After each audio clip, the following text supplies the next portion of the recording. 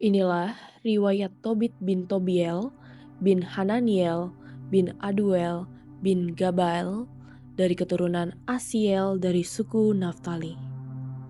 Ia diangkut sebagai tawanan pada zaman Enemesar, raja orang Asyur dari Tisbe yang terletak di sebelah selatan Kedesi di daerah Naftali Hulu di Galilea di atas Hazor di sebelah barat Laut Fogor. Aku Tobit, sepanjang hidupku telah hidup di jalan kebenaran dan keadilan, dan memberi banyak sedekah kepada saudara-saudaraku dan kepada orang-orang sebangsaku yang pergi bersama aku ke tanah Asyur, ke kota Niniwe.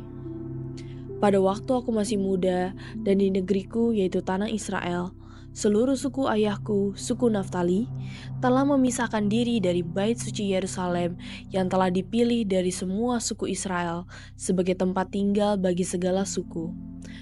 Tempat kudus itu telah dikuduskan bagi kediaman Allah untuk selama-lamanya.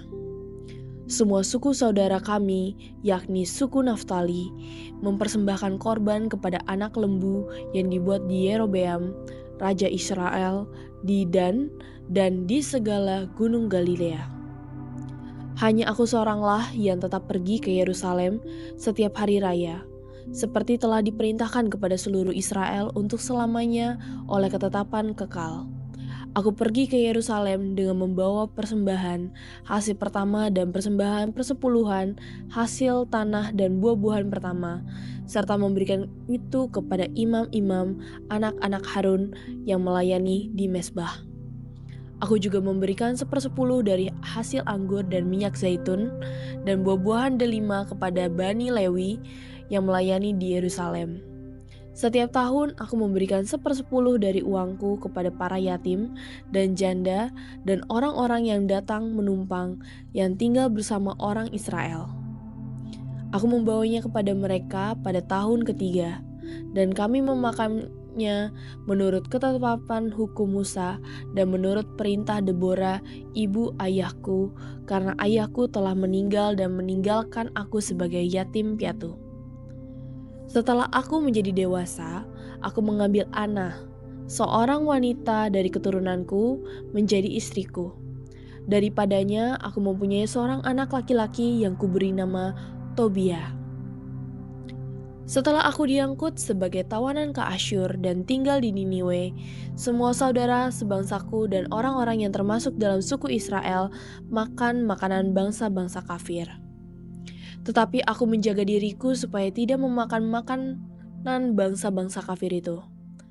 Karena aku ingat akan Allah dengan segenap hatiku, maka Yang Maha Tinggi memberikan rahmat dan karunia kepadaku di hadapan Enemesar, Raja Asyur, sehingga aku diizinkan pergi ke seluruh daerah kekuasaannya dan mengatur urusan-urusan. Pada waktu aku berada di Media, aku membeli dari Gabael, saudara sebangsaku di Rages, di daerah Media, sejumlah uang sebanyak 10 talenta perak dengan sebuah surat perjanjian. Ketika Enemesar meninggal dan anaknya Sanherib menjadi raja menggantikannya, jalan-jalan ke Media menjadi tidak aman lagi dan aku tidak bisa pergi ke sana.